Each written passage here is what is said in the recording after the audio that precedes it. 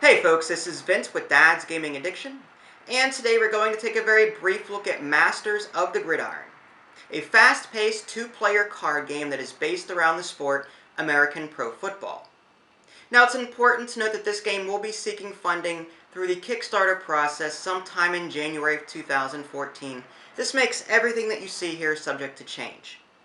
Let's just take a brief moment to look at the components and see how the game is played. Masters of the Gridiron consists of a total of 32 different decks, with each deck representing a specific football team in the NFL.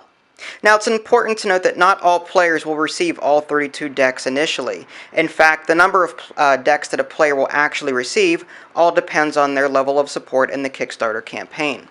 My prototype copy came with 4 decks. Here you see Denver, Dallas, New Orleans, and Chicago. Each deck has a total of 54 cards, which is made up of playbook cards, offense cards, and defense cards. Game setup is pretty simple in that players will just simply choose a deck of cards or a single team to represent themselves for the game. It goes without saying that you'll need at least 2 decks of cards to play Masters of Gridiron at all. Once players have chosen their teams, they'll go ahead and sort their cards out by type. Again, you've got offense, playbook, and defense. Now at this point, players will go ahead and deal themselves so many cards. They'll get 3 of these offense cards, 4 of these playbook cards, and 3 of these defense cards for a total of 10 cards to form their starting hand. Unlike American football, where turns are played over a series of downs, this game will just alternate between offense and defense with every single turn, meaning that this player here will play as offense one turn and then automatically switch to defense on the next turn. The goal here is to try and score points while you're on offense, and I'll show you how to do that in a minute. Over the course of the game, the offense will always make the first move, and during the offensive player's turn, they'll play 2 cards. They'll play an offense card and a playbook card. This is an example of an offense card. Along the very top here, you've got the position. In this case, it's a quarterback. You've got the team name here. You've got a bunch of different numbers in blue and red here, and I'll explain that in a minute. You've also got the name of the player, their jersey number, and their stats for 2012. Don't worry about this bottom part of the card. This is more for aesthetics than anything else. These numbers will actually determine whether or not a play is successful. This is an example of a playbook card. On the very top is the number of points that the offense will score if they are successful on this particular turn. In this case, the offense will score 7 points if they manage to carry out this play. Speaking of plays, you've got some blue text here and some red text. The blue text are the type of plays that the offense can make use of, while the red text are the plays that the defense can make use of. You've also got some bonus points over here. If the offense manages to play a particular type of player, in this case a quarterback, they'll be awarded with a bonus of 15 points. Now, as I mentioned earlier, the player on offense will play both an offense card and a playbook card, and they'll need to make sure that they coordinate just so that they have the best chance of success during that particular turn. In this case, the playbook allows the offense to make use of either a passing or a pass blocking play. In this case, Peyton Manning has the ability to pass, and he's actually rated 97 for that particular play. So this is actually a good pairing. In addition to that, the playbook gives a bonus of plus 15 points for quarterback passing. In this case, you do have a quarterback who is indeed passing. As a result, the total result would be 112 points.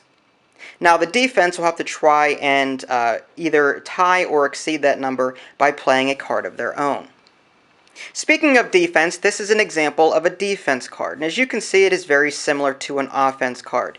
You've got the position up here along the top. In this case, it's a defensive end. You can see their available plays along with their stats here, and you can also see the team that they're on, their name, the jersey number, and their 2012 stats. And again, these numbers will ultimately determine whether or not they succeed on this particular turn.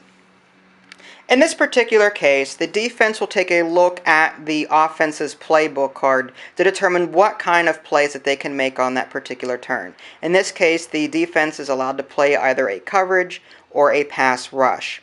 In the event that the defense plays a card, or the offense for that matter, plays a card that has more than one option available to them, they'll play the higher stat.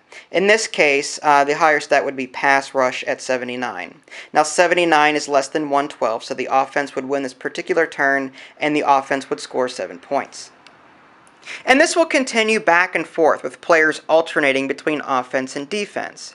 After every scoring attempt, a player will refresh their hand back up to 10 cards. Again, the maximum hand limit is 3 offense cards, 4 playbook cards, and 3 defense cards. Now the game will end whenever players run out of offense and defensive cards to play. At that point, players will compare their scores via a separate pencil and paper, which is not included with the game. Just simply add them up, compare the totals, and whoever has the most points will win. Now that pretty much does it for the basic or the standard game, but I just want to make you aware that there are some advanced rules listed in the manual should players want to step up their game.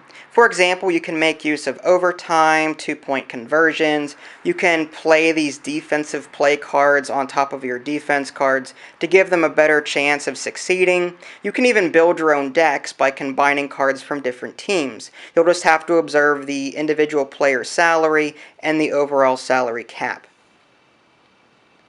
And there you have it. That's just a very brief look at Masters of the Gridiron. Again, I didn't cover all of the rules found in the manual, and because this is a prototype, the rules are subject to change. If you like what you see here, feel free to check out the game on Kickstarter. It should be live sometime in January of 2014 if it isn't already. You can check out my preview at www.dadsgamingaddiction.com, or you can click on the link in the below description. That'll take you there as well. This is Vince, thanks for watching, and I'll catch you next time.